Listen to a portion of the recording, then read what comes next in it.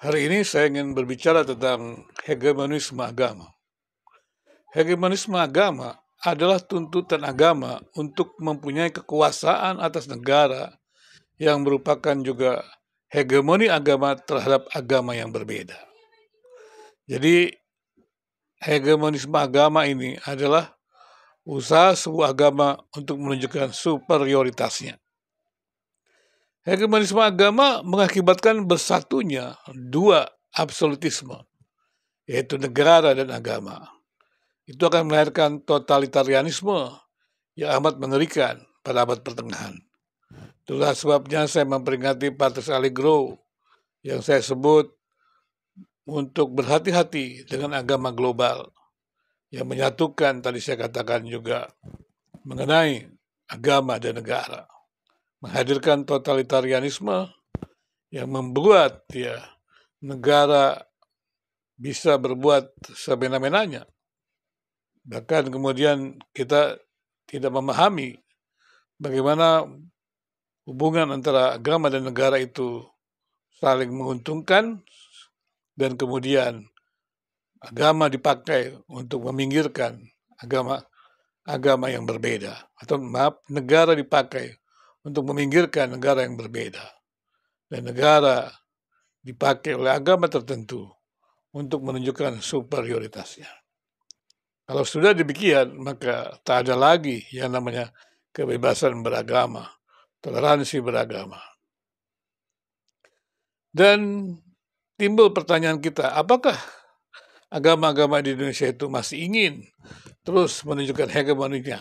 Padahal pada realitasnya hegemonisme agama itu telah membawa hubungan antara agama yang tidak baik. Perlawanan terhadap agama yang melahirkan konsep negara sekuler dan anti agama mestinya menjadi sebuah pelajaran bahwa totalitarianisme di mana menyatunya agama dan negara itu telah menimbulkan sebuah kenyataan sejarah bagaimana agama tidak mampu menghadirkan wajah damainya, tapi justru sebaliknya wajah kekerasan. Revolusi Prancis yang anti agama merupakan lembar kekelaman hegemoni agama. Hegemonisme agama tetap merupakan bahaya yang perlu diwaspadai, karena Revolusi Prancis mengingatkan hal itu. Menurut Jules Mayer, mergernya dua absolutisme pada saat ini, atau agama dan negara, dapat mengakibatkan matinya demokrasi. Jadi agama-agama jangan menjadi agama global yang menguasai segalanya, maka di sana tidak ada demokrasi. Kecenderungan bercampurnya nasionalisme dan agama dalam politik identitas masih sangat mungkin terjadi.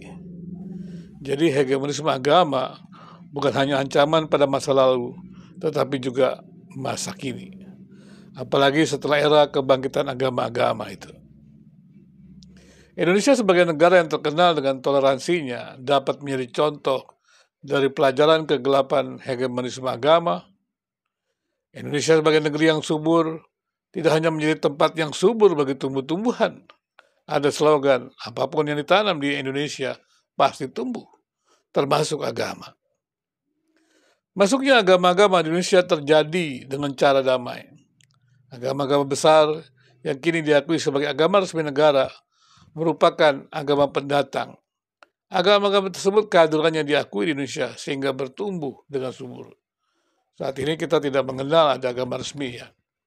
Lebih tepatnya adalah agama-agama yang diakui di Indonesia dan mendapat bantuan pemerintah karena tempat agama-agama itu atau posisi agama-agama itu yang terhormat di negeri itu. Di negeri ini. Akibatnya agama-agama bisa cenderung mengusahakan dominasinya terhadap yang lain, supaya perhatian pemerintah, supaya dukungan pemerintah menjadi kuat, dan kemudian meminggirkan yang lain. Ini jelas bertentangan dengan Pancasila.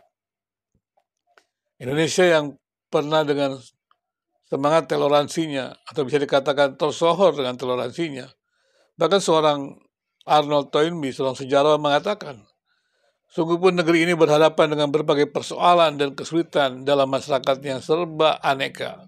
Jadi keragaman itu bisa menimbulkan kesulitan. Namun dikatakan selalu bebas dari salah satu kebatilan umat manusia, yaitu sengketa agama. Seorang sejarawan mengakui bahwa sejarah Indonesia itu sejarah yang bebas dari persoalan sengketa agama.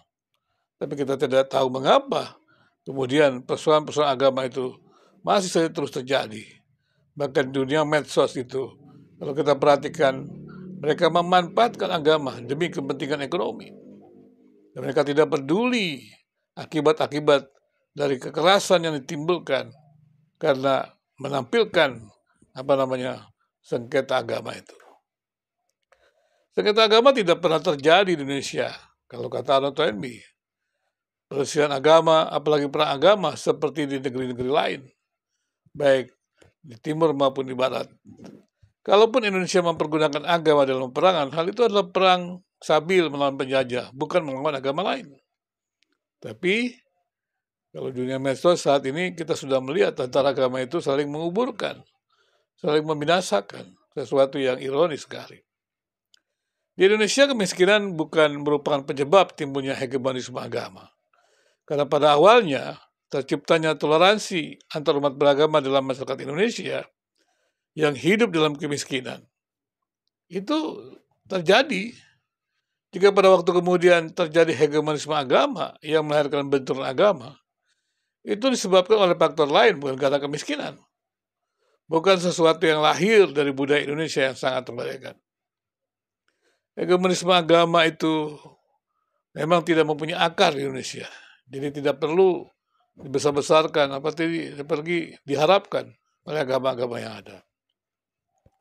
Jadi tidak punya akar di Indonesia dan tempat di dalam negara hukum di NKRI ini. Namun hegemoni agama-agama terus berusaha dimunculkan. Usaha agama-agama untuk menuntut dominasi atas negara itu merupakan hegemonisme agama. Menjadi agama khusus dalam negara. Bukan menjadi agama negara memang, tetapi menjadi agama khusus pun sudah merupakan usaha hegemonisme agama yang bertentangan dengan Pancasila. Dan itu terus berlangsung sejak berdirinya negeri ini. Kita bisa lihat dalam pilkada-pilkada agama dipakai untuk itu. Dan bujukan-bujukan para politisi untuk mengkhususkan agama-agama tertentu kalau dia menang, itu terus terjadi. Jadi usaha-usaha itu perlu diwaspadai. Usaha itu bukan hanya dilakukan secara konstitusional ya, tapi juga melalui penetrasi nilai agama ke dalam Pancasila. Pancasila tidak berfungsi sebagai alat pemersatu bangsa, seperti yang dikatakan seorang yang mengatakan bahwa Pancasila itu tidak menerima Tritunggal Kristen. Ditafsirkan secara teologis ketuhanan yang Maha Esa. Ya, ini kan sesuatu yang tidak benar. Dan ini kan memaksakan Pancasila dengan pandangan-pandangan tertentu. Pancasila yang menjadi rumah bersama pemikiran bermacam agama, itu dikerdilkan dan hanya menjadi tempat daripada pikiran atau agama tertentu. Ini jelas bertentangan dengan Pancasila. Jika demikian, maka Pancasila tidak berfungsi sebagai alat pemersatu bangsa. Jadi saya dikatakan tidak Pancasilais. Pernyataan Tritunggal tidak Pancasilais itu jelas menafsirkan Pancasila di luar semangat Bhinneka Tunggal Ika. Sehingga Pancasila tidak berfungsi sebagai pemersatu bangsa, malah dipakai untuk atau sebagai instrumen menyingkirkan yang berbeda. Ini tidak tepat. Penafsiran Pancasila tidak didasarkan atas semangat Bhinneka Tunggal Ika itu membuat hegemonisme agama tumbuh ya. Itulah buah fanatisme agama yang menolak representasi agama lain, kehadiran agama lain. Usaha tersebut juga dilakukan karena seringkali juga dengan kekerasan yang bukan hanya mengganggu kerukunan. Jadi, tetapi juga menelan korban manusia. Dan itu kita lihat juga terjadi di bumi Indonesia. Apa yang menyebabkan hegemoni agama? Hegemoni agama yang tidak memiliki akar dan kekuatan hukum di Indonesia dapat terus hidup. Setidaknya menurut saya disebabkan oleh dua hal. Pertama adalah karena ketidakadilan. Kedua, karena adanya penafsiran agama yang sempit. Sepanjang sejarah NKRI, menurut pendidikan penulis ya, saya sendiri, hegemoni agama terus terjadi karena pemerintah seringkali tidak konsisten untuk menghargai semua identitas agama. Politik akomodasi pemerintah, yang Orde Baru misalnya, yang berkuasa demi melanggengkan kekuasaannya, membuat agama senantiasa menuntut dominasi dengan mendekatkan diri pada pemerintah. Jika tidak, eksistensinya terancam. Dalam masa rejim Orde Baru, pemerintah memasuki daerah berbahaya, yaitu wilayah agama, dan memberikan fasilitas khusus bagi agama-agama yang mendukung pemerintah dalam melestarikan kekuasaannya. Lahirnya undang-undang yang diskriminatif terkait dengan hal itu merupakan contoh bagaimana pemerintah tergoda untuk mendapatkan fasilitas khusus. Agama-agama yang memerlukan akses dalam pemerintahan itu tergoda untuk mendapatkan fasilitas khusus dari negara. Jadi individu oknum tertentu yang memakai agama untuk kepentingan pribadi.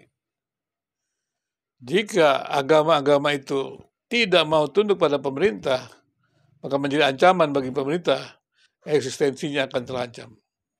Akibatnya agama kehilangan daya kritisnya, dibungkam dengan kekuatan senjata. Diskriminasi agama terjadi secara terbuka, dan agama-agama yang dipasung oleh kekuasaan tidaklah mengherankan. Menjelang dan setelah runtuhnya Orde Baru, benturan antar agama terjadi secara mencengangkan dan belum pernah terjadi sebelumnya. Hegemoni agama-agama terus terjadi karena tidak adanya keadilan. Itulah sebabnya, maka negeri ini pemerintah harus mengusahakan keadilan. Dengan demikian, maka agama-agama itu dapat bergaul bersama dengan agama-agama berbeda di ruang publik dengan tanpa diskriminatif.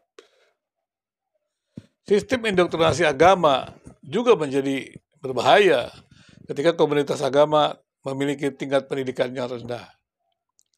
Fenomena ikonoklasme yang tampak dalam penghancuran rumah-rumah ibadah yang juga belum terhenti hingga saat ini terkait dengan hal itu. Perusakan rumah ibadah biasanya tidak tahu menau tentang aturan pemerintah. Agama-agama tertentu memosisikan agama-agama lain sebagai sesuatu yang salah tanpa berusaha memahami keberadaan yang berbeda. Mengakui agama yang dipercaya sebagai sesuatu yang benar bukanlah salah, tetapi menutup diri terhadap agama lain, apalagi menolak representasi mereka dalam NKRI adalah suatu pengkhianatan terhadap demokrasi. Saya pikir kita berharap maka hegemoni agama ini dapat mengurangi terus, dapat berkurang, dan secara khusus di dunia medsos yang kini menjadi publikasi segala macam hal. Bahkan yang private pun tidak bisa lagi menjadi private karena dengan kemajuan teknologi informasi ini, semua agama harus bisa menerima kenyataan bahwa mereka berada dalam ruang publik yang perlu juga menghargai keragaman agama-agama, nilai-nilai eksklusif yang berbeda, dan itu tidak dibelenggu. Toleransi tetap ada, tapi semangat kebersamaan harus ada sehingga hegemonis agama itu tidak perlu dikumandangkan oleh agama-agama yang ada di Indonesia.